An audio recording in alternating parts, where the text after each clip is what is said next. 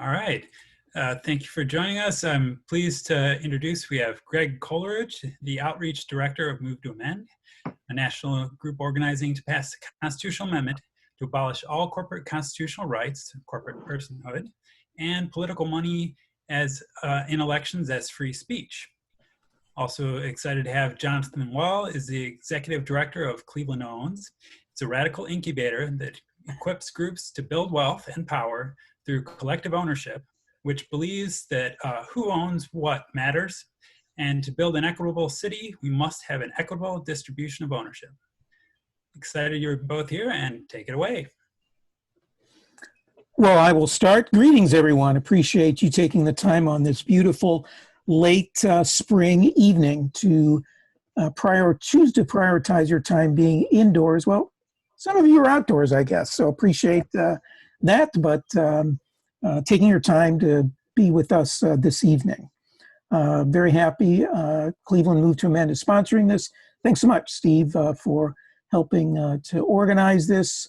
And Lois Romanoff, who's the other co-convener of Move to Amend, just to let you know, was going to be on this call. She came down with some ailment that forced her to go to the hospital today, and hopefully her situation of health is one that is stabilized and that she is on the road to recovery. So those of you who do know Lois, please send very positive vibes her way. She has been a real stalwart in working with Move to Amend in general and so many good causes, in particular, including trying to work against the corporatization or privatization of public education here in Northeast Ohio and statewide. So just very happy that Jonathan Welly is also here. We sort of agreed that how we would do this is we would each go, 10 to 15 minutes, sort of laying out our respective problems of the corporate exploitation of the pandemic, sort of at the national level that I'll cover, and Jonathan will give some reflections sort of at the local level, and then we'll come back and I will speak and Jonathan will speak about, what are some solutions? What can we do to try to deal with this scourge of growing power that is not in our hands, but being felt and being utilized and hijacked by other forces. And what's going on currently, both at the federal level and some of the exciting work that Jonathan is involved in that you may be interested in knowing more about and particularly participating in. So having said all that, I'm going to try to share the screen right now. And let me find if I can. Hopefully, I will be able to.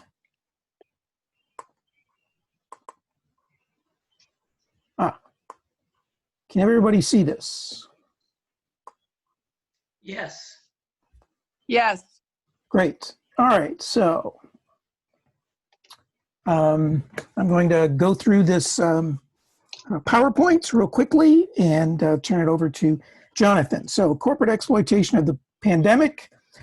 This is sponsored by Move to Amend, which has as a mission, our goal is we bring together hundreds of organizations and hundreds of thousands of individuals. We are committed to social and economic justice, ending corporate rule, and building a vibrant democracy. Genuinely accountable, not to corporate interests, but to, how about very refreshingly, we the people. Here are principles and values that have been with us from day one, which goes back 10 years, not just sort of currently, but we have always been committed to anti-oppression and solidarity organizing, very committed to coalition and movement building. The only way to build power is to connect with other organizations, to build movements, but also to do it from the grassroots up. So grassroots is sort of operating vertically, coalition movement building horizontally to build power. We're dedicated, as we are this evening, to political education. We have to always help and make sure that we are always on the right side of the learning curve about what is going on, and dedicated as we are to political and economic, which are inextricably connected, independent, because it's so easy and so many groups have been co-opted by front groups that pull strings, including monetary. Our goals are to pass what we call the We the People Amendment, our constitutional amendment, HJR 48, to make clear that artificial entities do not have constitutional rights and that money is not speech. We're also trying to build a multi-ethnic, intergenerational, cross-class democracy movement that cuts across, and it's never been more important than now, issues, oppressions, that connects all these crises that are taking place right now, and to provoke discussion and organizing about how to make real the promise of democracy through constitutional renewal. And we see constitutional renewal as transcending, going beyond even the We the People Amendment.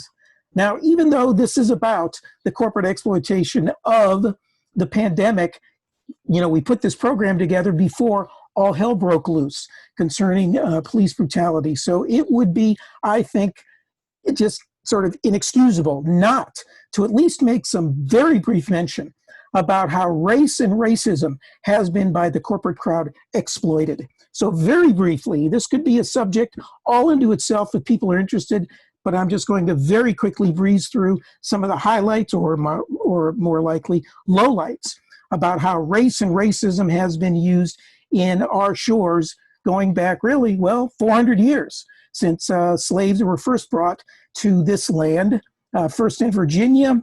And those companies at the bottom, the British East India Company and the Dutch East India Company, were maybe the first transnational corporations in which their particular trade included many kinds of products, but in terms of other items for trade, they also included slaves. Now, neither of those were directly involved in bringing the slaves to this continent, but nevertheless, the British East India Company and Dutch East India Company amassed part of their power and wealth as multinational corporations by trading slaves.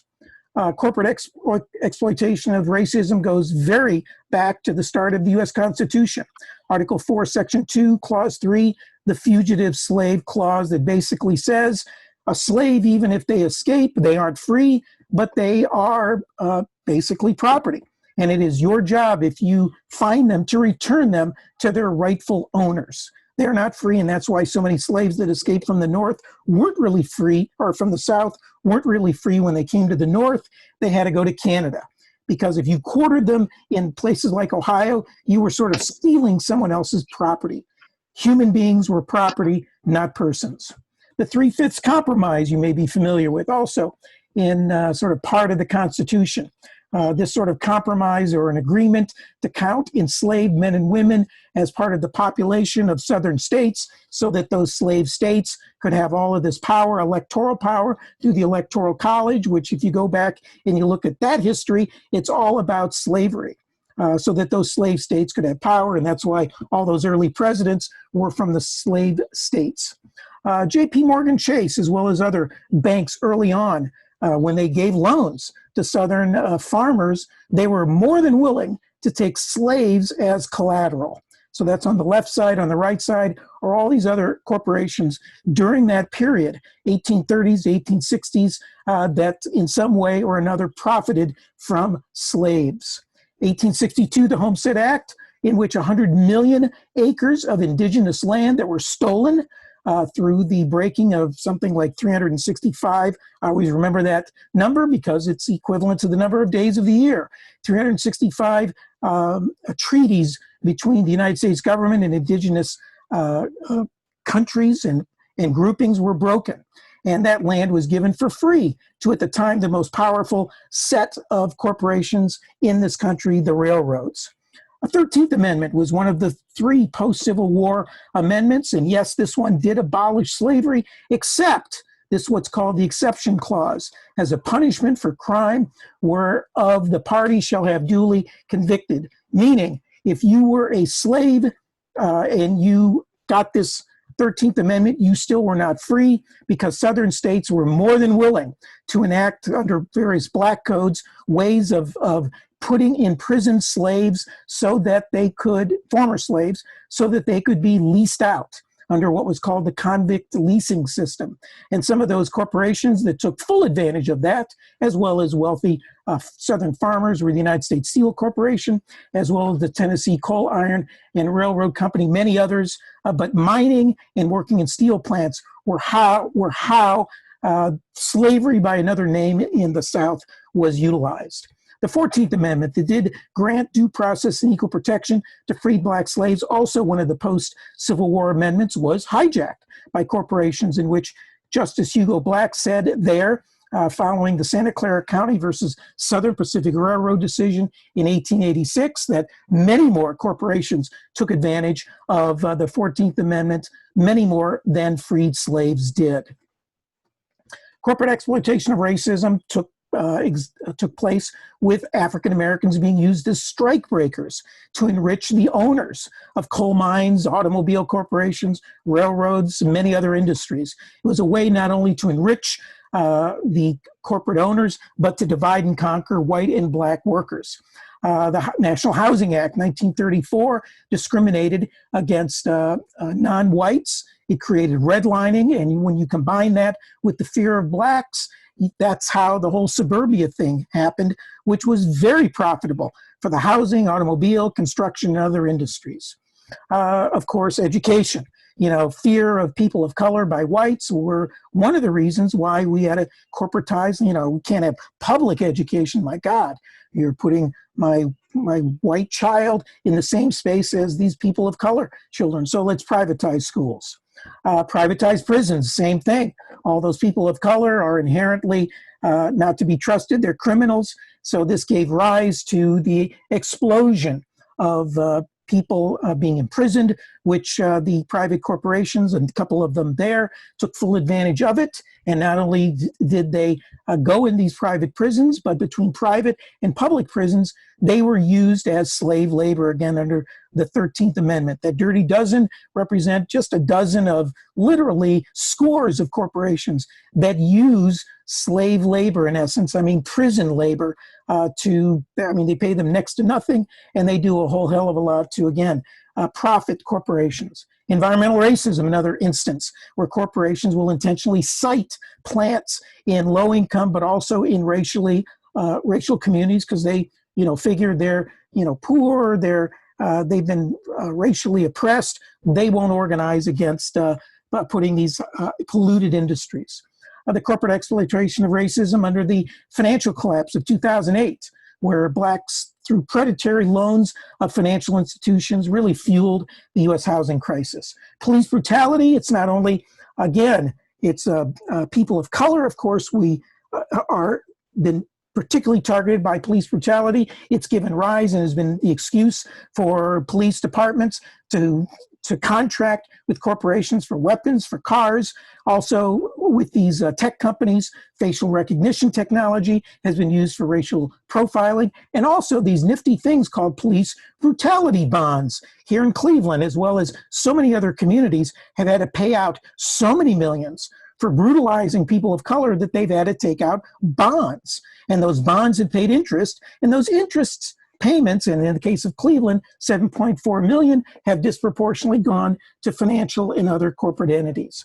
And of course, police brutality, if you look at that book by Gary Potter, The History of Policing in the U.S., supposed to be a terrific book. I haven't read it, but quoted in it, Potter says the police are primarily there to protect business property first and residential property second, not human interactions. If that were the case, they would fail miserably. So a very brief summary of how corporate exploitation of not just, us in general in this country, but of people of color have been used throughout history. Okay, very briefly, corporate exploitation of the pandemic. Want to go over a couple of these issues very briefly because I want to make sure we allow time for cussing and discussing. So here are a couple of arenas I want to cover. Spending and fiscal policies, how corporations have used basically our tax dollars to hand over to corporate entities. Monetary policies, that has to do with the creation and distribution of money that governments create out of thin air, as well as the Federal Reserve.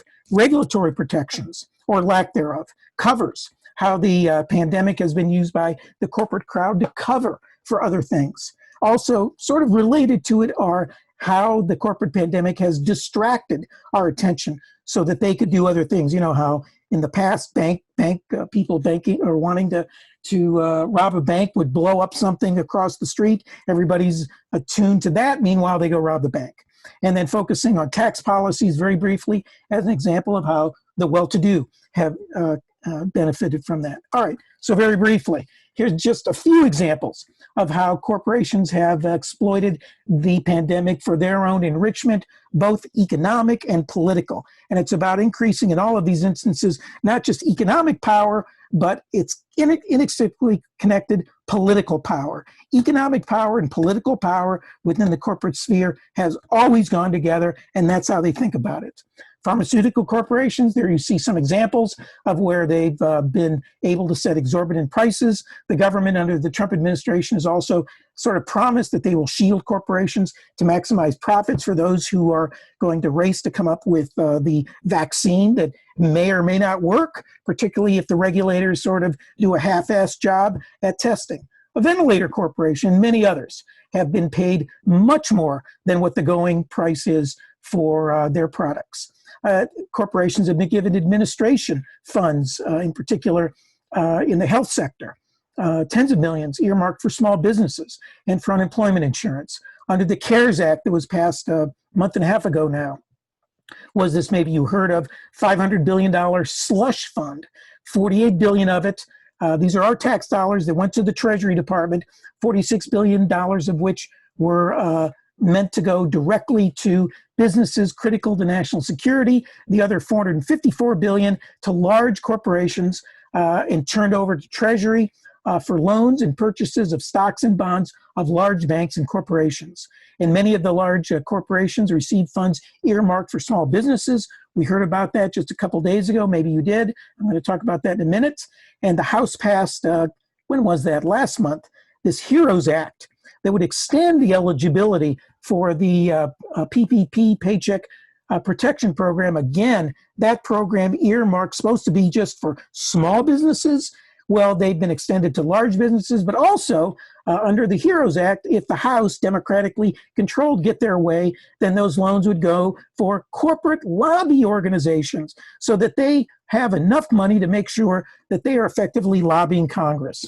Maybe you saw within the past couple of days that Steve Mnuchin, the foreclosure king in his previous life, has refused to disclose the companies. Supposed to be all small businesses, but according to Wall Street on Parade, their entry, go to their website July 16, in looking at Securities and Exchange Commission records, we'll see the dozens of debt zombie companies.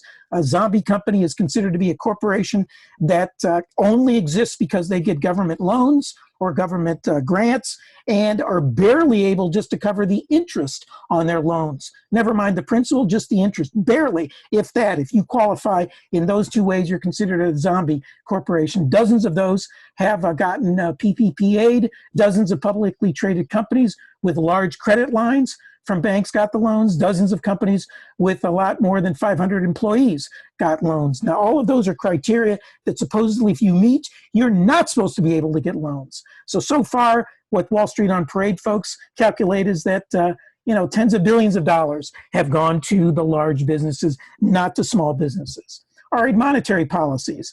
Those $454 billion from the CARES Act that was transferred, as previously mentioned, from our our pockets, taxpayers, to the Treasury Department was handed over to the Federal Reserve. And the Federal Reserve handed it over to the New York Federal Reserve Bank. And why that's important is the New York Federal Reserve Bank is 100% privately owned and run by banking corporations. So it's now under the auspices, sort of, but they in turn turned it over, as you can see down at the very bottom, to BlackRock Corporation.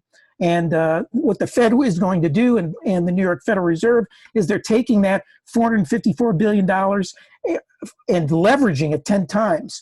So it's going to be upwards of $4.5 trillion that the Fed and the New York Federal Reserve Bank, and ostensibly, sort of what we have given up our right to decide where these dollars are going, handed it over without a gun being put to our head, letting these private entities decide where these dollars are going to go to bail out, as you can see. Pretty much large banks, corporations buying up their bad investments. So they take risks, they get bad investments. So what? Bad investments, they don't have to eat it. They'll just be bailed out by us. Federal Reserve itself will create, as needed, extra money. Bailouts will inflate corporate stock prices, which disproportionately benefit the rich. And again, BlackRock is getting that extra money, or the transfer of money from the New York Federal Reserve Bank. And as you can see at the very end, they're also eligible under this program to buy their own securities. And just to tease that out a bit more, BlackRock, according to a May 30 report, has already benefited in those ways in buying up some of their own ETFs, which are considered, those are, what does that stand for? Exchange trading funds, which are a collection of securities. They're already buying up their own and buying up others across the board that benefit large corporate entities. All right, regulatory protections. The pandemic is being exploited to roll back hundreds of protections. The New York Times a couple of weeks ago, just in the environmental realm itself, is basically the government is looking the other way, and more than that, actually, saying that we are going to put on hold, at least through the balance of the pandemic, 98 different environmental regulations that were supposed to be there to protect people, communities, the planet, air, water, land, soil, across the board. Healthcare, communities, nursing homes, those kinds of various regulatory protections are being put on hold.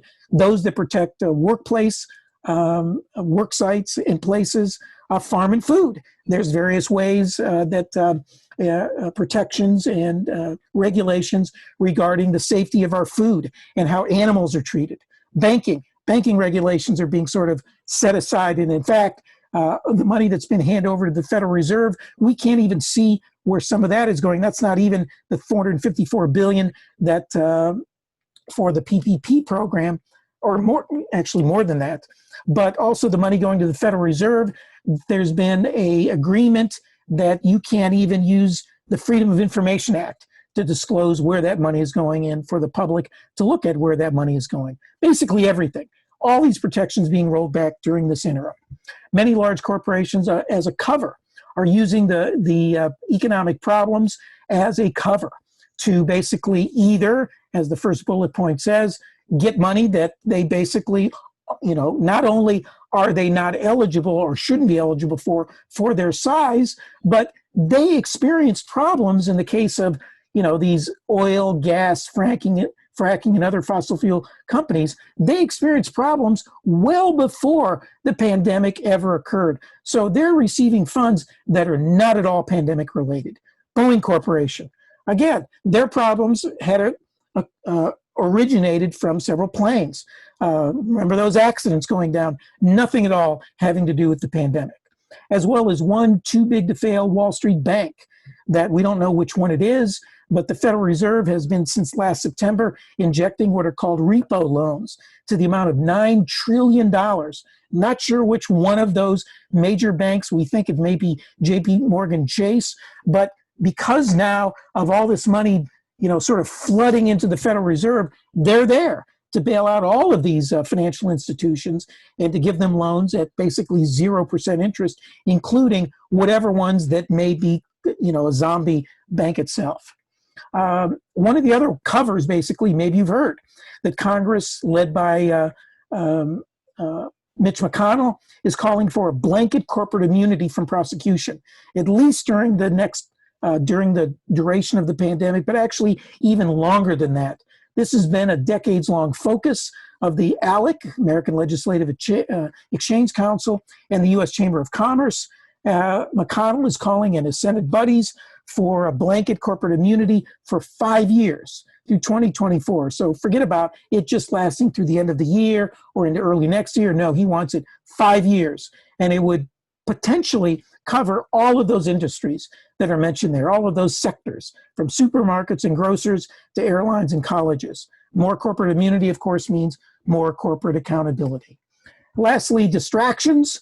While all of this is going on, corporations, being bailed out and people getting helped and the economy basically tanking, it's provided an incredible distraction for the Keystone Pipeline to sort of go on, although that's been held up temporarily in the court. And all of those efforts that are somewhat related, but in some cases also distinct and disparate from what's going on with the pandemic. Very effective at when something is going on over here, you make sure that you do some nefarious thing that on its own would never, ever be able to occur.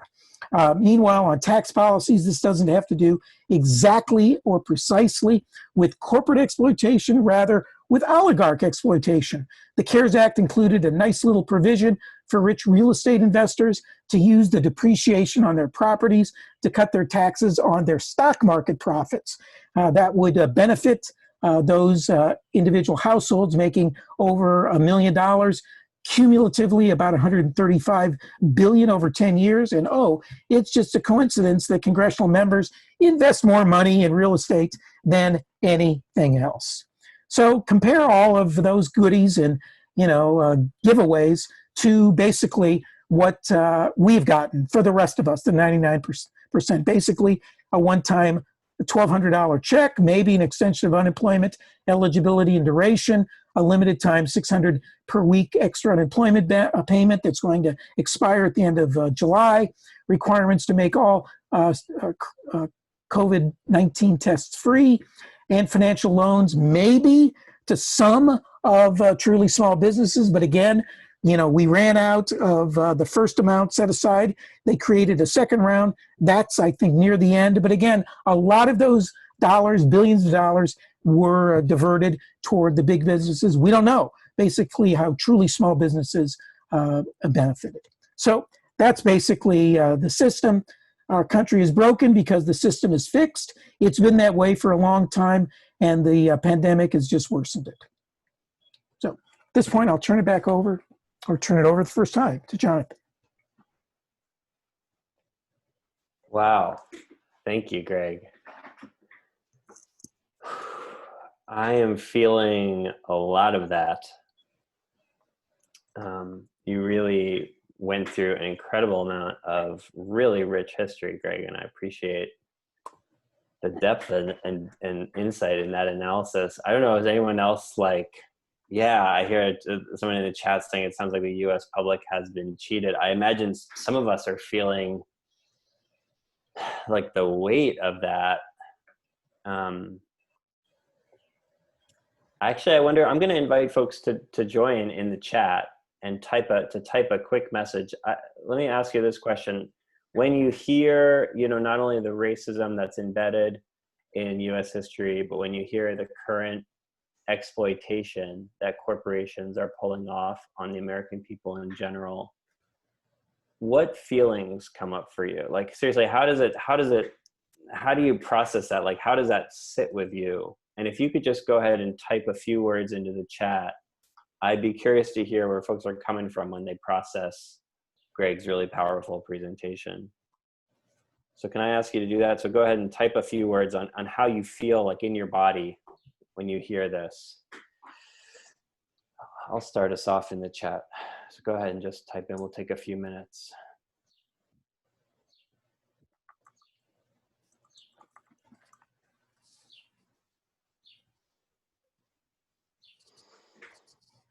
Yeah, I see some folks typing in, thank you.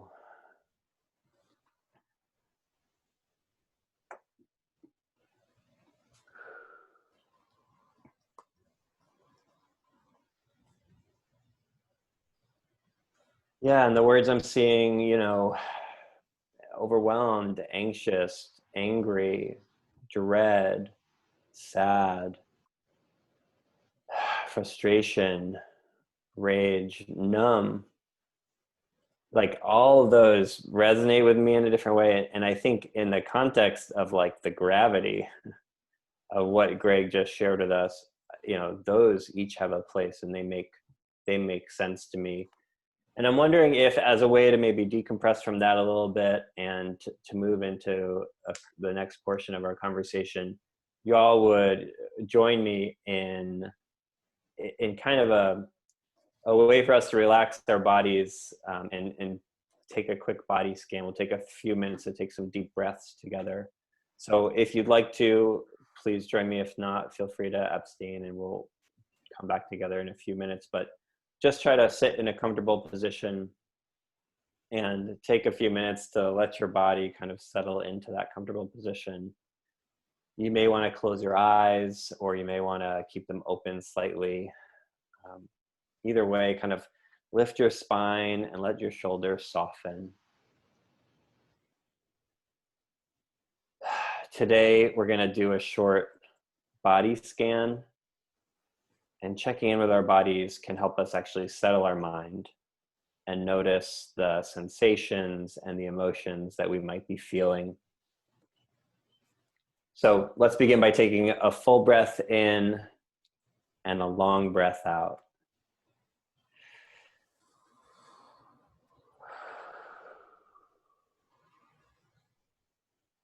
Bring the awareness to the top of your body, to your head, your face, and your neck. And notice any sensations or movements or any places that you're holding on to. Let's move down into the arms and the hands. And sense the back of the body and the front of the body. And sensing yourself seated and your contact you're making with the chair or the cushion wherever you're sitting. Sense your upper legs, your knees and your lower legs and your feet. And notice if there are any places that call out for attention. Now sense the whole body breathing. And let's close with a full breath in and a long breath out.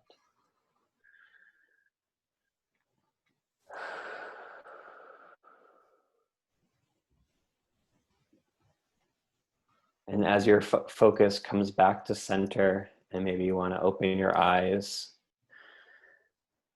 I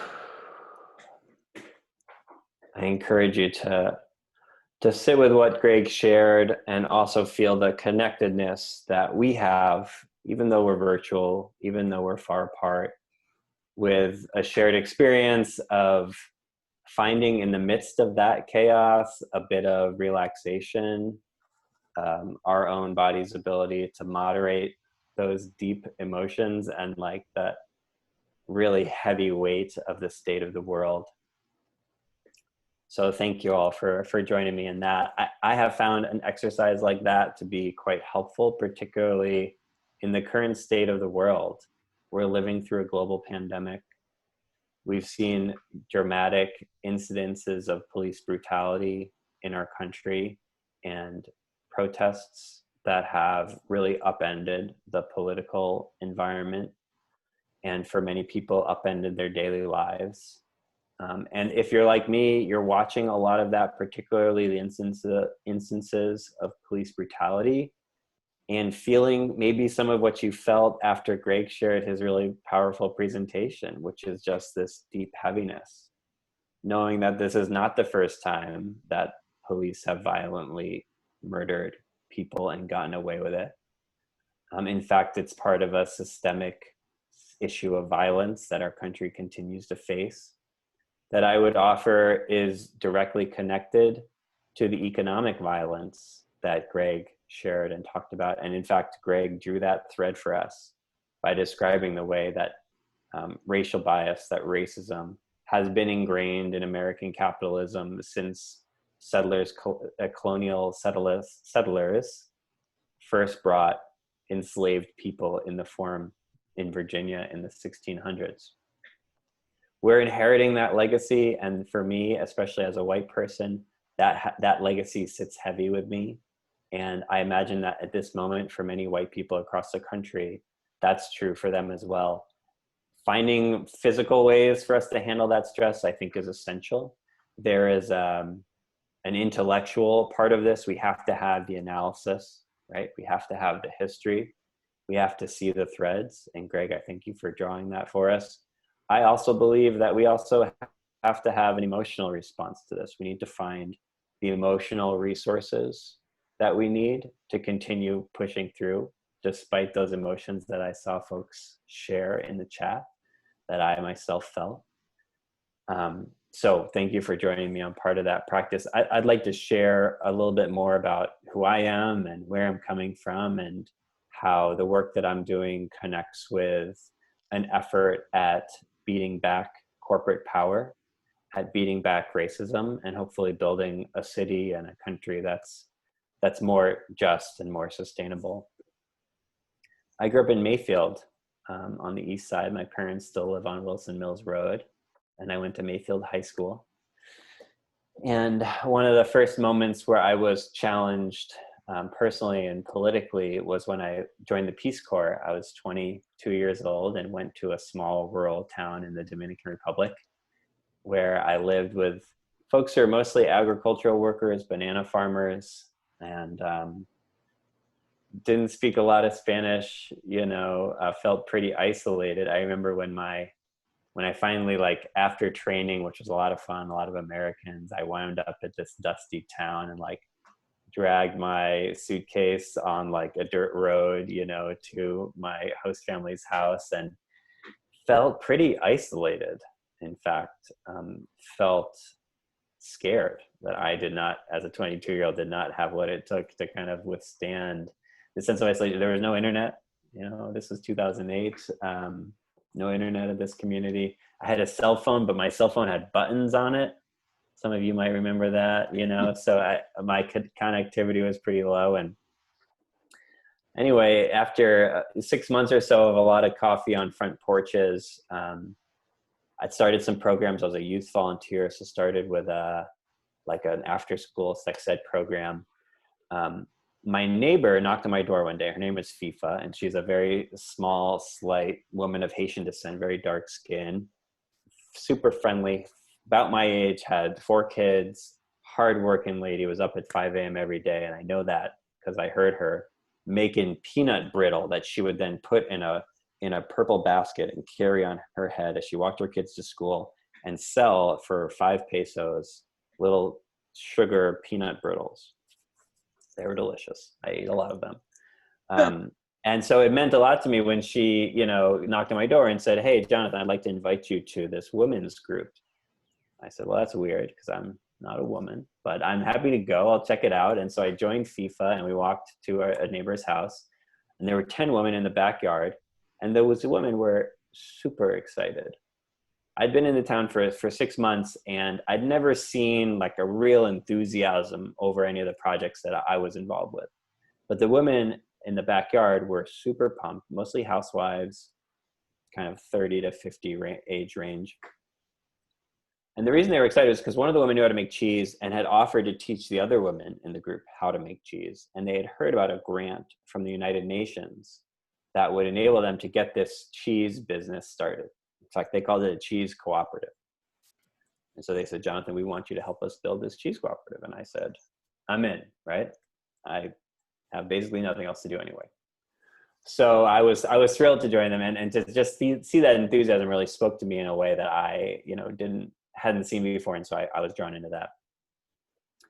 So, the long story short, we wrote the grant, we got the grant, we started a cheese co-op, and we were trucking along. I was pretty hands off, and the women were door to door selling cheese. We found the one guy in town with a cow. He bought all of his cheese, and we started making cheese in these cubetas, these buckets, and we were selling them door to door.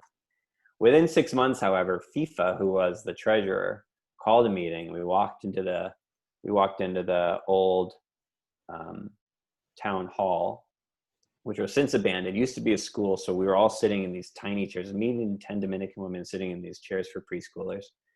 And FIFA tells us that the co-op has run out of money, that before this business kind of turned the corner and became sustainable, that the money from the grant had run out and we needed to stop the business. And I could immediately feel in that room the air leave. I felt this punch in my gut. And I could see FIFA's face fall, and the other women, their faces fell as well. And what was at one time so exciting, which offered a chance to break free from the rules of living in a poor town, of living in a patriarchal town, of being denied opportunities of access to credit and opportunities to carve out their own niche in the market and build a life for themselves, essentially a financial life for themselves. That was all shut down. And so, I felt a deep sense of a personal failure for not having contributed enough to this group, and essentially embarked on a 10-year journey of trying to build up a set of, personal, professional skills that would allow me to come back to a situation like that and have a different outcome. And along the way, got involved with community organizing at a grass tops level through the Obama campaign in 2012. I was a regional field director on the west side of the city. So if any of you live in Ohio City, Detroit Shoreway, all the way out to Westlake, I was part of the crew in 2012 that helped organize and get President Obama reelected. Also went to grad school and then moved back to Cleveland to take a job that felt important at the time, which was working in a corporate role. I felt like a mole. I wanted to get in there and learn how capitalisted and figure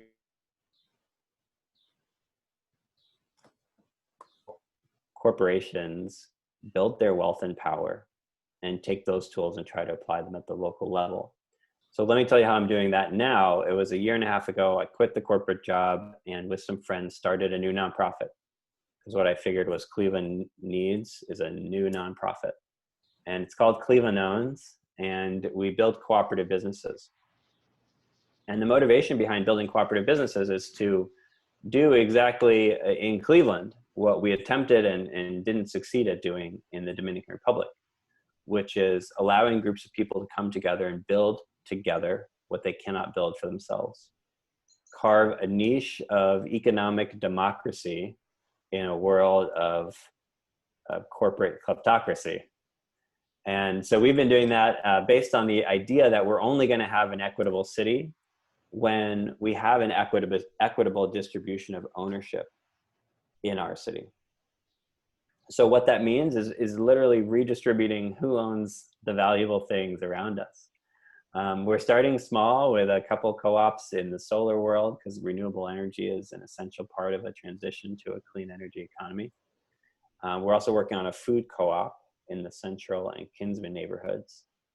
And we're most recently working with Greater Cleveland congregations to start a purchasing co-op where congregations and nonprofits can come together, buy things in bulk, build some economic power based on their values, save money, and build a member-owned cooperative that they actually can see some economic benefit from.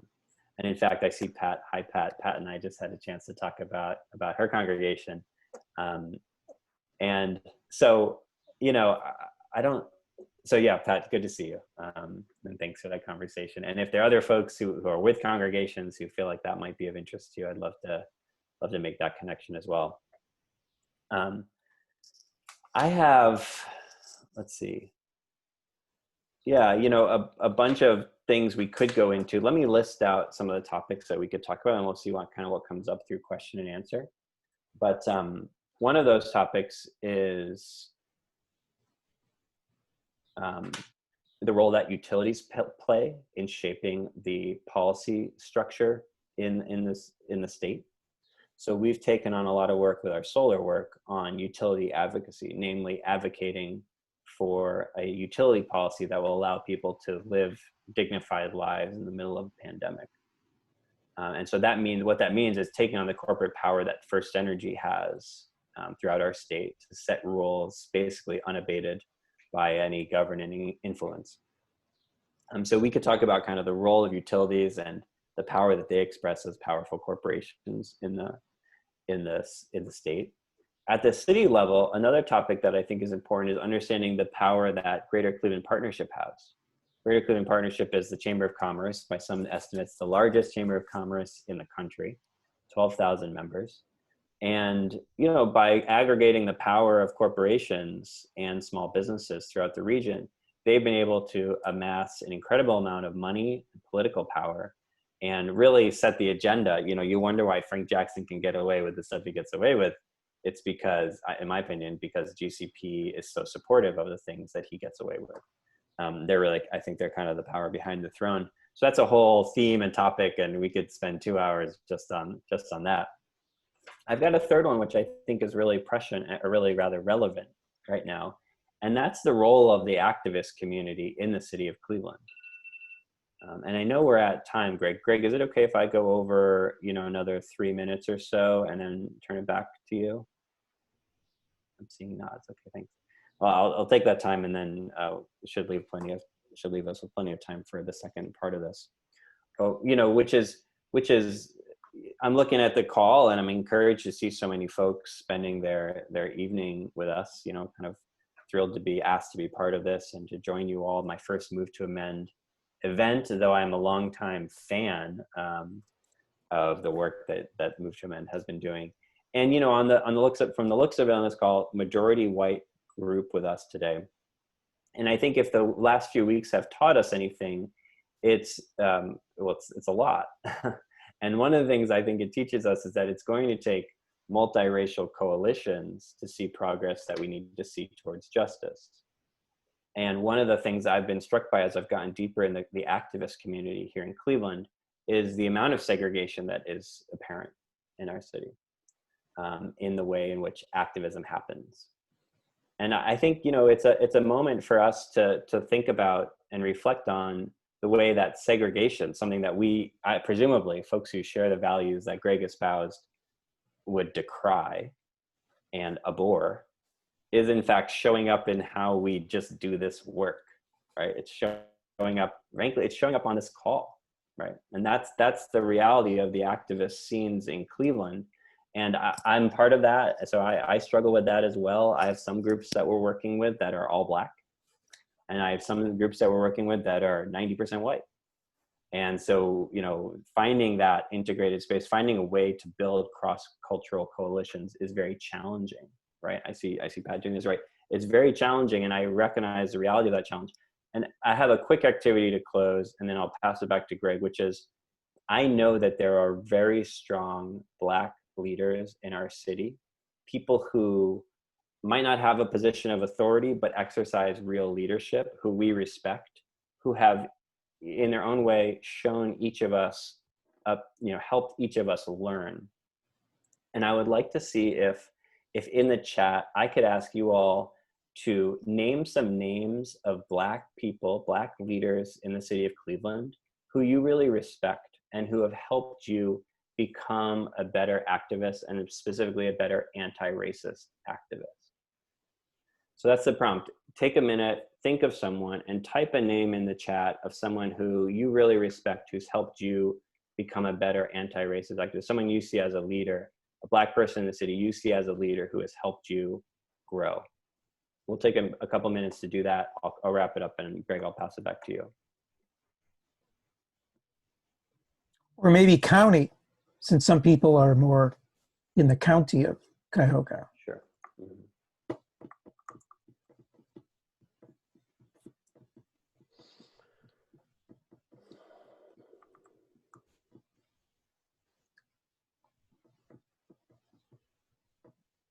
Yeah, I'm seeing some names. Thank you all for typing those names. We'll give everybody a couple minutes here so we can, so you have a chance to think and type down some names.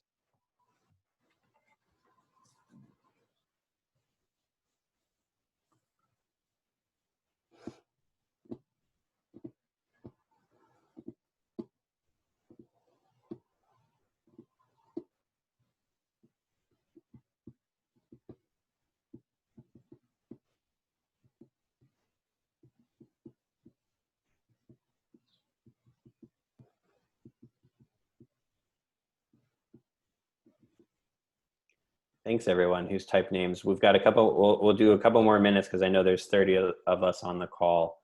So we'll give folks a few more minutes to type some names.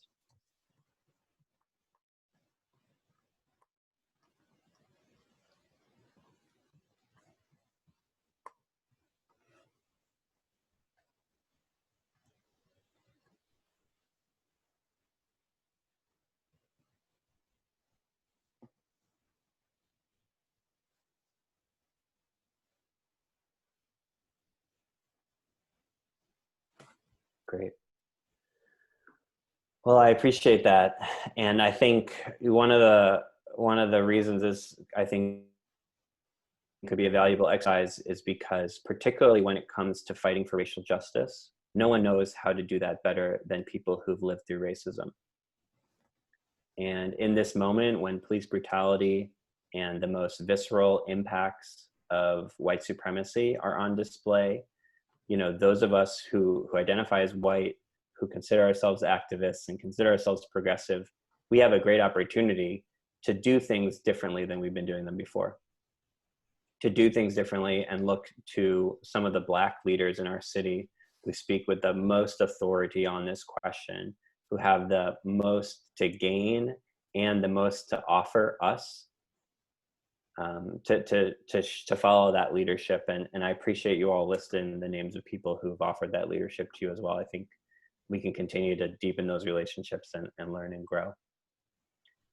So, you know, that's my kind of first pass at this. I'm, again, grateful to be here. Greg, I'll turn it back to you, and happy to follow your lead on what's next. Well, I think given the time, why don't we just kind of open it up?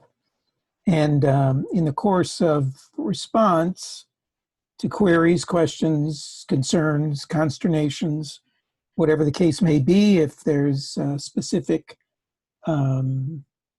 points that you, Jonathan, or I wanted to make, we can incorporate them there. I certainly did want to focus on, what we can do. I did not necessarily want to leave people so despondent as apparently I did.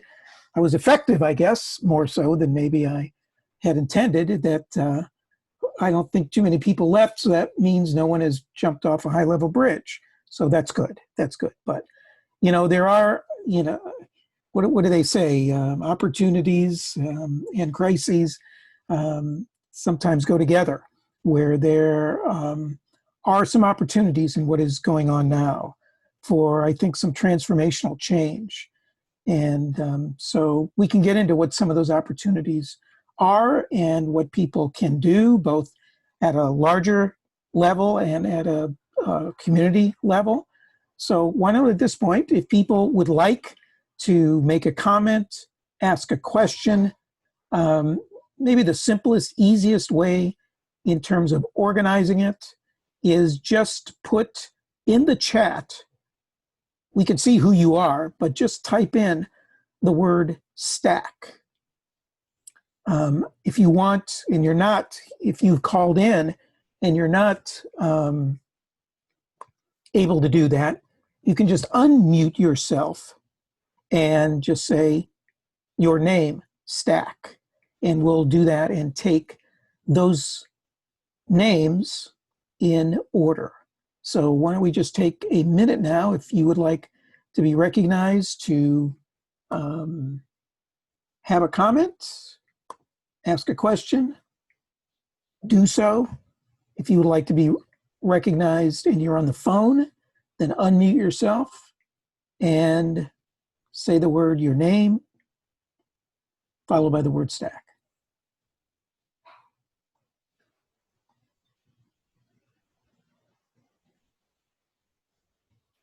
So far we have Margaret.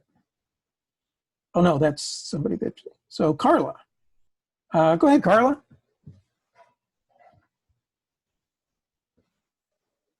Hi, can you hear me? Yep. Okay. So what I want to know is, how are we going to stop the tsunami of privatization of public assets that is headed our way? And I'm worried specifically about the privatization of the Cleveland Water Department, for example. Jonathan, you want to take a crack? Yeah, I can take a crack at this. There's some great work going on around this. In fact, End Poverty Now is a coalition of anti-poverty groups that has been working to stop Cleveland Public Power's to change Cleveland Public Power's policy around shutoffs, which has they shut off about 8,000 people a year, which is an obscene amount. And the question of how to preserve the public ownership of Cleveland Water and preserve the public ownership of Cleveland Public Power is an essential one, and it's essential in the context of making sure that those institutions are adequately serving the people that they're designed to serve. And so I think that being truthful and honest about the ways in which CPP and Cleveland Water have failed many of their clients and many of the taxpayers that keep them alive is an essential first part. And so I've been part of that campaign, and Poverty Now, in fact, tomorrow, having a Know Your Rights webinar for Cleveland Water and Cleveland Public Power. So I think that if we're going to save these institutions and keep them public, that we need to make sure that they are adequately serving their clients, that they're doing a good job, right? Probably, you know, from the year or so that I've spent exploring pretty deeply CPP and Cleveland, more CPP, some Cleveland Water. You know, Cleveland, NAACP just brought a lawsuit against Cleveland Water for years-long practices of racial discrimination, racial bias in the way in which they assessed fees and collected payments, which is to say that they have deep systemic problems, and we need to root those problems out if those institutions are going to survive. Otherwise, it's not clear that they deserve to survive. And in theory, if they are public institutions, we as people, we, you know, have a democratic mechanism for making that change, and that's part of the value of having public institutions. You might hear some lovely church bells across the street. Hopefully that's not too distracting. You know, quickly on CPP, probably, you know, frankly, they probably need to go through receivership, which is a public form of bankruptcy, so that they can discharge some of the very bad deals that their recently retired director put them in 2008, when they signed long-term and expensive contracts with dirty coal plants and very expensive contracts with some poorly thought through hydroelectric contracts, which is to say, as long as they're saddled by 30 years remaining on these contracts that drive their rates high, probably they're going to continue to fail people. And so I think it's time to think about really drastic things to save Cleveland Water and CPP. And probably that looks like receivership, which is messy and an imperfect process. But I think it's the only way to wipe the slate clean, both in the management ranks and in their debts, to put them back on the footing where they can get back to their mission, be responsive to people as public agencies. Yeah, I do think there are big differences between CPP and Cleveland Water. I agree. In terms of scale, there's almost no comparison. I've got Pat next, Pat Dillard.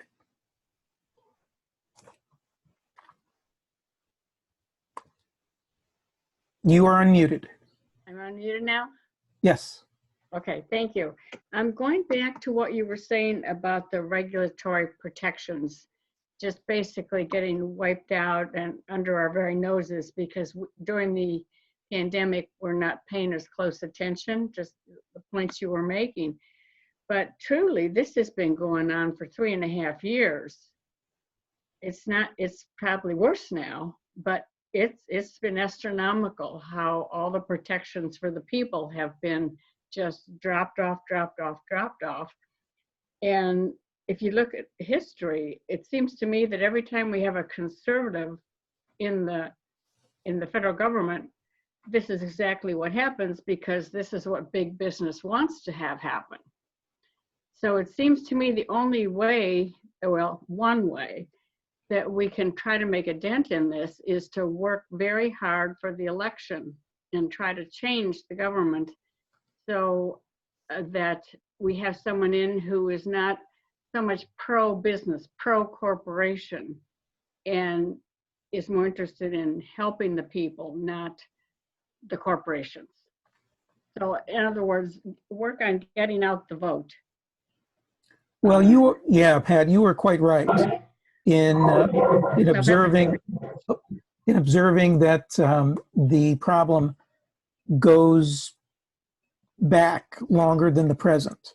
But it's longer than 3.5 years. It's more like 30.5, more like 90.5 years, if you will, ever since the regulatory apparatus got launched. In fact, the very first regulatory agency, the Interstate Commerce Commission, back in the 1800s, was created with the blessing of the railroad corporations, because the regulatory agency was considered to be a front, sort of like an offensive line between the defense, we the people, and the quarterback, the corporate entity. You come and you beat up on the offensive line, you beat up on the regulatory agencies, but behind them, the corporations are safe and sound. And that's how it's always been. basically. Regulatory agencies regulate harms. They don't necessarily prevent them. And so you're quite right in that extent. I would, though, sort of goes back further. The solution we feel in Move to Amend transcends political party, transcends any one election. Okay, one party may be slightly better, one party may be slightly less captured by the corporate crowd than the other, but there is a deep-rooted problem that goes beyond persons, it goes beyond laws, it goes beyond regulatory agencies, it goes to the very root, to the very pandemic, if you will. The disease, if you will, political disease, is that of corporate constitutional rights that were never intended, that have been given, that have been different. You saw the 13th Amendment, the 14th Amendment was hijacked by corporations to give corporate entities more ability to protect themselves than free black slaves. The same has happened with other amendments in other parts of the Constitution. That's why we are in support of what we call the We the People Amendment, a constitutional amendment, certainly a huge lift, a huge problem, but one that we think would get at some of these root causes that transcend any one moment in time. Dave Lima is next. There we go. Well, we're all familiar with the corporate exploitation of the social justice, or the social justice, the criminal justice system through the creation of and expansion of private prisons. And of course, if you're not in prison, the use of electronic monitoring devices, all corporate exploitation of the criminal justice system. Now we're hearing about corporate and government exploitation of the pandemic through the use of spy planes, which are flying over the city of Baltimore, and drones that allegedly are being used to ensure social distancing. So I'd like just some comment from the two of you about that more recent phenomena. Jonathan, you have anything on that? Yeah, I can just go first, which is one of the reasons it's so exciting to think about the prospect of defunding the police as a viable political platform. And I will tell you that just 1 month ago, if you had asked me if defunding the police would be a political campaign, an election issue in Cleveland in 2021, I would have definitely said no. But that's how fast the realities can change. The idea of defunding the police is so powerful because it begins to chip away at the power that state repression has had, right? We've always overfunded the military. We've always overfunded other mechanisms of state repression, just like what you're getting at, David. And if we can crack police, right, that is a chip in the armor. So I'm encouraged on that front anyway. And you know, a reason why I think now is the time more than ever to double down on our, you know, interracial organizing and advocacy to support the efforts that Black Lives Matter and others have made to begin to shape that conversation in a way that just did not seem possible a very short time ago. Yeah, Dave, I would just, you know, sort of define that as kind of an excuse or a cover, as I was describing.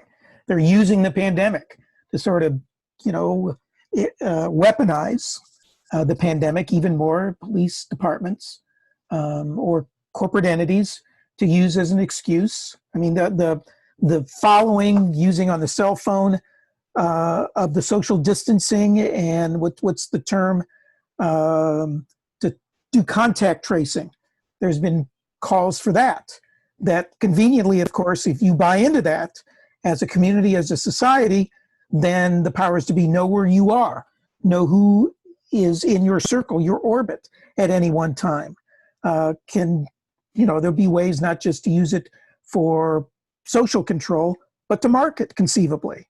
So, you know, all sorts of ways to find excuses, to find, distract, to use the pandemic, to scare, to distract, to distort, to increase, again, the two things that are inextricably related, economic power and political power, and use the state oftentimes as a front to protect.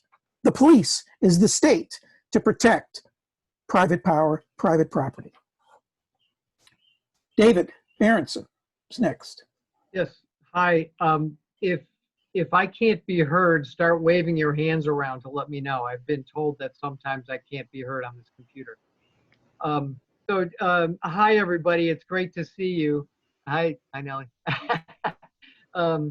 Jonathan, you might remember this from some of our discussions in the Heights Solar Co-op, but I was a big fan of recognizing that our power as activists, and even including the people who would benefit from better regulation of the utilities, it stands nowhere near all the corporate power of CEIs, Dominions, CPP, whatever. And so anything we can do to be setting up the solar co-op for anybody in this area to be an alternative to take away their power is where I would like to be. Yeah, thanks, David. It's good to see you. I agree, right? Building a bottom-up power structure, a democratically accountable power structure in the energy sector is essential. And that's essential given that although we're faced with a pandemic, a public health crisis, although we're faced with a police brutality crisis, there is still a third ongoing crisis, which is the crisis of climate change, which has not abated despite those first two crises. So David, one of the things David is referring to is the Cleveland Solar Co-op. David and I spent some time in Cleveland Heights working on potentially starting a Cleveland Heights chapter of the Cleveland Solar Co-op, which is a conversation I'd love to get going. The Cleveland Solar Co-op is recently formed, formally elected a board. We have bylaws, we're registered with the state. And the idea is that we're going to help folks essentially pool their money to collectively own solar panels that are going to go on the top of the roof of hosts. Those hosts are going to see discounts through net metering. And then they're going to share some of the savings back with the co-op in a power purchase agreement. And the co-op will take those savings and distribute it to its member owners. So it's a way to make a collective investment, which we think is kind of a unique proposition. I don't think it's been done before in Ohio. I have a very quick screen share, which will show you that model I just described. You should be able to see that now. And real quickly, Jonathan, I don't know if the board has decided this yet, but does it have to be limited to only personally owned houses? That's right. So you're saying who can be a host for these panels? Yeah, could it include schools or small businesses? Yeah, anything like that? It can include anyone. Mm-hmm. Okay. So that can be residences, nonprofits, small businesses, public institutions, anyone who's willing to sign a PPA with us, essentially. And right now we're in talks with one private business and with one nonprofit that owns a large series of businesses on the west side. And this is hopefully this is reasonably self-explanatory. This just shows how the money moves through Cleveland Solar Co-op. In A, folks aggregate their money, they use it to buy panels. In B, those panels go on the roof. C, the host saves money every month through net metering, which is just the benefit you get from having the panels on your roof. And that's true whether you're First Energy or CPP. You see some of that savings, you return some of that savings to the co-op. The host sees a net change in their bill of, let's say, 5 to 15%, depends on the math for each project. But then the co-op gets the remainder of that savings and distributes it back to their members. So we hope that folks, would see a very, very modest return on their savings. I'm happy to share that or explain more. That's live and going. We have 23 members to date. To join, you would just basically get in touch with me. In fact, I'm going to put my email in the chat for anyone who wants to follow up with me, and I can send you the registration form. It's $20 to join, and we hope to have our first project this year. And yeah, David, I mean, the idea is that not only are we doing projects like this, but that we're building power. We're building, political power. So eventually, we have the scale and mass and strength and training and compassion that we're going to need to challenge the First Energies of the world. Before we go on, I just want to make a comment about, some people may be sort of wondering, well, how does what Jonathan is talking about in any way connect or intersect with what I've been babbling about? And I think it's important to understand that there is an inextricable connection, that both of us are talking about in different ways, trying to reorder priorities, trying to meet some needs, trying to bring about change. And the route to change oftentimes has a couple of different paths, but are part of the same vehicle, if you will. On the one hand, you're trying to change structures.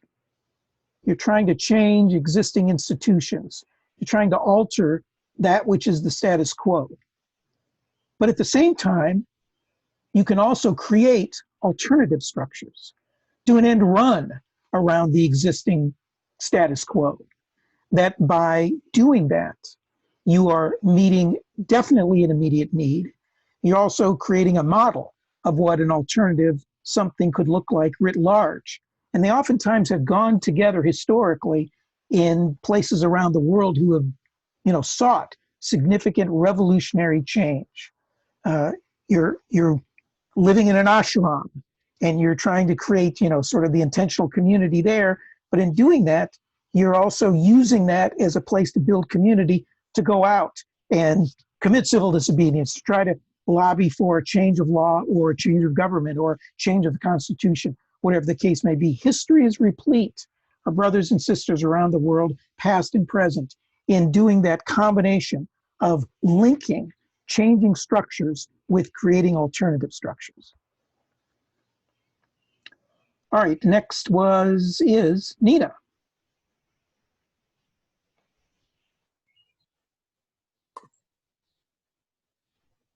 Okay, Nina, I got you. I wanted to go back, Jonathan, to the where Carla was asking about Cleveland Public Power and the Cleveland Water. Could you say something about the responsibility of Cleveland government, Cleveland Council, over those utilities and their role, and whether we need to hold them more accountable in terms of what they should be doing in oversight and transparency about what's going on? I mean, how did things get that bad, say?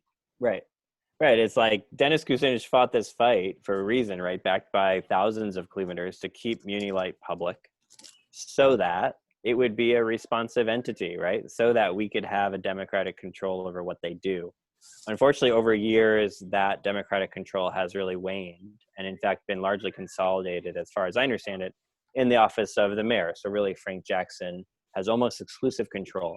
As far as I can tell, city council people are not paying attention to Cleveland Public Power in any significant way and are so afraid of stepping on the mayor's toes that they're not even doing their most basic job of like reading the ordinance. So for example, you may have seen the news that Cleveland Public Power just announced that they are going to begin to hold hearings for people who dispute a utility shutoff. For 40 years, they have failed to do exactly that. Now they're going to start doing it, whereas in fact, it has been in the statute since 1983, right? So for that whole time, from 1983 until 2020, they have literally failed to just follow the law. And now they are, just now it looks like they're going to start taking a soft step forward in following the law. And so the point is that for 40 years, we have failed to hold them accountable, and city council is largely to blame for that. City council has a lot of power. They could be holding hearings where they're calling executives in and really being, restrictive on any new funding and new authorization that goes through city council. But the truth of the matter is the mayor is so powerful. My understanding is that no one on city council really cares to get into the details and like figure out what CPP is actually doing wrong. And two, they just don't want to make the mayor upset. And Mayor Jackson is so, possessive and difficult and powerful because he's been in office so long and backed by GCP and others, that they just don't poke the bear. And so part of what this campaign that End Poverty Now is doing is to try to hold city council accountable so they will do their jobs. And so that means a lot of one-on-one meetings. We're trying to think of a way to do maybe town halls in the districts of the city council folks and invite them to come so they can hear directly from people who've had to live with this mismanagement from CPP and Cleveland Water, so that the city council people feel inspired to hold those institutions accountable. It's a long process. It's going to take a systemic change. We're trying to chip away through that specific campaign. Thank you. Well, and sometimes council is more than happy. Legislatures are more than happy to wipe their hands clean of problems connected to regulatory agencies. And interestingly, I think city council sometimes quietly enjoys the dysfunction on the executive side in Mayor Jackson's administration, because often it's only a city council who can actually solve problems. Right. And so instead we're beholden, rather than being able to call someone and actually get the job done through city hall, you have to call your council person, because they're the only ones with enough power to work through the morass of the system, and the council people benefit from it. Right. Next on the stack, Kathy Hazelton. Where are you, Kathy?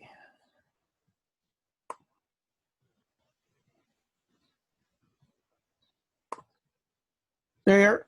Okay. Thanks, Kathy. Tried to unmute you. There you go. Hi. Thanks for this program. When you asked Jonathan how I felt, I wrote outraged.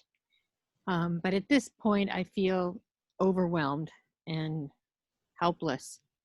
There are so many problems, and I've been at Move to Amend for, I guess, around 7 years. We passed an initiative in Shaker Heights. That was great. I've tried to get more people involved.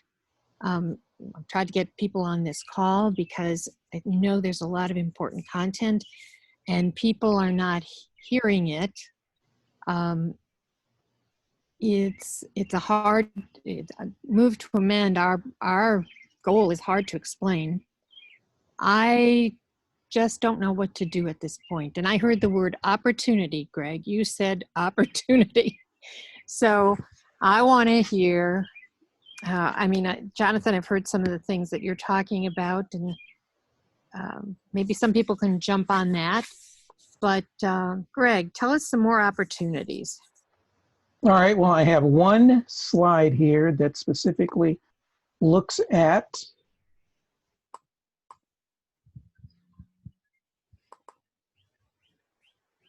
all right, let me just back up here. So there's always positives and negatives to everything, right? I'm going to skip over the negatives because you're already depressed enough. But there are some positives associated with the exploitation that is going on, has gone on. I mean, if you ever have read the book Shock Doctrine by Naomi Klein, this is standard fare. Whenever there is some sort of huge disaster that takes place, the corporate desperados try to use that and take full advantage of it. But what that does is it reveals sometimes some givens, some realities, some contradictions, some glaring things that the powers to be have been able to hide and cover up for a long time. So here's some of the positives associated. There's an increasing, heightened, growing, here we go, anger over the disparities and injustices of those who receive medical and economic help, right? Look at the disparities that go on in between. If you are a part of the 1%, you can afford, any kind of medical attention you want. But here, people, beyond getting the free tests for the virus, if you have to actually go into the hospital, good luck, you're on your own. And people are understanding that's just unfair. Understanding that the problem, that what we're seeing is a problem that transcends any one person. It goes beyond Trump, goes beyond the GOP, goes beyond any particular law, statute, regulation, decree. There is something that is a systemic problem here. I mean, we're hearing it, are we not, in the issues around racism. My God, we've got to change the system. We have to deal with something that's fundamental. We've heard it around the economic crisis. My God, can we continue to kick the can down the road? No, I mean, people are starting to ask some serious questions about economic givens, capitalism itself, the health institutions, public health. No, again, all of that was geared corporations and pharmaceutical companies were focusing on producing, the things that make your skin look like you're 30 years younger instead of virus stuff. So, I mean, there's a lack of fundamental attention to public health. And political, same thing. I think, you know, we have a systemic political problem, comprehension that the crises are connected, that these aren't just randomly. We can't look at this as sort of siloized. They are really inextricably connected across the board. And we could spend a lot of time looking at how the environmental crisis is connected to the political, which is connected to the economic, connected to racial, and it would be a web. It would be like a spider web of all of these crises around, and you just sort of look at these connections. People are starting to figure that out. It's an opportunity to build a movement of movements. I'm convinced, really, that we are really fundamentally not going to achieve, at least at a macro level, anything unless we achieve everything. Again, these things are too connected. These groups working on these issues, separate issues, are too weak in of themselves. Okay, they may achieve something. They may get, you know, something that at least alleviates some of the concerns. But again, we are dealing with, particularly environmental, an existential crisis that calls for something that is transformative. And I think, you know, environmental people, they can't do it on their own. They're going to need the people who are working on healthcare, on looking at how we reorient our economy, on looking at, my God, we have to, you know, get the constitutional renewal and voter suppression, all the like. And awareness that we need systemic change, and that change must be in scale to the problems or the crises that we're dealing with. And by scale, what I mean is the scale of the solutions must match the scale of problems. You know, if you're sinking a sinking ship or sinking boat, you don't solve it by, you know, Mickey Mouse things like this, right? A sponge, a teaspoon, a hand. You need buckets, if not something that is serious, you know, a water pump. You know, you don't slice butter with a, you know, whatever you call those things. What do you call those things? What do I do? Chainsaw photo there. Chainsaw. Chainsaw, right? You don't butter, you know, you have to have something that's appropriate in scale. And likewise, you don't use a butter knife to cut down a tree. So the issue is minor problems yield minor solutions. Problems within the existing system call for reform. Many people are understanding, wait a second, we have a problem of the existing system, not within the system, but of the system. And I think that, particularly among young people who are, you know, tired of sort of Mickey Mousing around, we can't do it. It's not going to work. Nothing that's a half-assed approach. So we need things that are working at transformational, and at the same time, people who are working at creating alternative structures, and at the same time, as Jonathan mentioned in his comments, personal transformation. All of that has got to go together, and I think people are starting to figure it out. You can't deal with these things one at a time, piecemeal, issue or communities or constituencies or solutions. It's got to be interconnected, which on one hand may drive you absolutely bananas in trying to wrap your head around it. But, you know, system change, systemic theory isn't all that hard to understand. Just look outside your window and you'll see everything is connected to everything else when it comes to nature. That's how we have to behave. So I'll end it there. And Kathy, when I think about that question that you asked, kind of how do we feel hopeful in the midst of this, I'm reminded of a lesson from somebody who won a Nobel Peace Prize. Juan Santos was the president of Colombia, and he helped sign the peace accord between the rebel factions in the jungle and the government a few years ago. And he too felt similarly hopeless in the middle of that crisis, which had dragged on for decades and seen tens of thousands of deaths and millions of people displaced from their homelands, all within Colombia. And he said that when he felt hopeless, he remembered something that he'd heard before, which was from a professor, which was, when you're feeling hopeless, find the people who have been most impacted by the problem. Wherever people have been most impacted by the problem, there is resistance and there is fortitude. And in Cleveland, I mean, Kathy, I'm curious to you, like, what in Cleveland, who are the people who've been most impacted by these overlapping systems? What comes to mind for you on that topic, that these overlapping systems that Greg has mentioned? Poor people, people of color. And I think that's right. And I think, you know, finding authentic ways to work and support the work that's happening in the most affected communities, Kathy. And, you know, I'm not talking, you know, like white savior showing up, gonna solve problems, but like humble, you know, service, I think is a powerful way to find hope in a time like this. Thanks. Yeah. Thank you both for this program.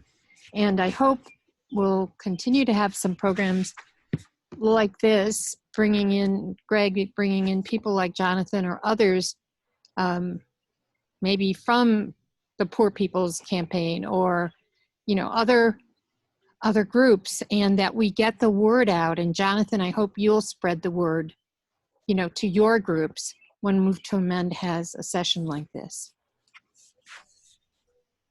Yeah, this is great. I agree, and I'd like to thank both Greg and Jonathan for such a great talk on this. I don't know if we have any more questions, but I want to be you know, mindful of everyone's time. Greg gave such a great overview of everything and powerfully connected all the dots on things on how the corporations are exploiting the pandemic and racism, the history of that. Jonathan gave, you know, that nice little meditation and told his personal story on this, and talked about co-ops quite a lot of ways. So I wanted to say an upcoming event. We do have a Move to Amend call on July 18th, talking Medicare for All. So save the date for that. It'll be 10 a.m. in the morning. So we expect to have a Zoom call for that. And I did want to mention a few things if people aren't familiar with some of the ways that Move to Amend has taken action before. There's tons of information on the website, so I encourage you to take a look at that. One of the biggest ways to grow the movement is to gather signatures. We have almost 500,000 signatures overall, and that helps whenever we go to talk to Congress. We were able to bring, we had meetings with the, you know, the staff of like Senator Brown and Portman, and to bring them like a list of 15,000 people from Ohio who are in their districts or state, the names of people who like have signed the petition. Like one thing that we could use help for, if anybody is good at making memes or doing social media, that certainly would help spread the word, and we could use some help with that. We've gone through, you know, city by city, we have, what is it, like 23, 24 resolutions or ordinances in Ohio. We had gone through, and you gather enough to get it on the ballot, and you try to make that as an educational campaign to like tell the voters what it means to have the We the People Amendment, to no longer have money equals speech, and to you know, end corporate constitutional rights. So that's great. I mean, and it's passed in a lot of cities, sometimes by rather large margins, and that. And like, hope one of the future step would be like to really have a strong state network, because we have introduced it in the Ohio legislature. It'll be a question of, as we build strength, to be able to you know, pass it in through the state legislatures and get Congress to pass it, and then that's how amending the U.S. Constitution overall. Some of the other things we've had would be democracy days. It is actually a really great time. You, like a city, when you pass an ordinance, we like to have the Democracy Day as part of it, where people get together and tell corporate rule stories, saying like how corporate power has affected their lives. It's often in just a plethora of issues that, you know, it's a chance to connect the dots and tell the public. And also that letter is included, the city mails that to the legislature and like Congress people and senators, and that's you know, a growing support in how locally it is affecting people's lives. And like two other things I wanted to highlight was doing Pledge to Amend. If you are in contact with any representative having, you're in contact with somebody running for office, you can get them to pledge to use their platform in order to promote Move to Amend and the We the People Amendment. And bird dogging is good. There was a really great video of, they did that with Bernie Sanders. They got it on video. That was wonderful to see. And to also lobby Congress. We had a summit where we went to DC and met with the congressional staff in order to to present that and see if there were any things that, any questions that people had before they were ready to sign on as co-sponsor. So these are quite a few activities, and I hope you'll join us, talk to us about what your interests and skills are, and we'd like to continue the conversation and meet with us at a next time and work towards the We the People Amendment. We will send out a information, Jonathan, if you have any info you want to make sure everybody on this call receives. If you want to email that to me, I will send that out to everyone who registered for this call. Great. As well as any links to Move to Amend that we think would be pertinent and relevant this evening. So that's it. Thanks so much. Thanks, everyone. Thanks, everyone.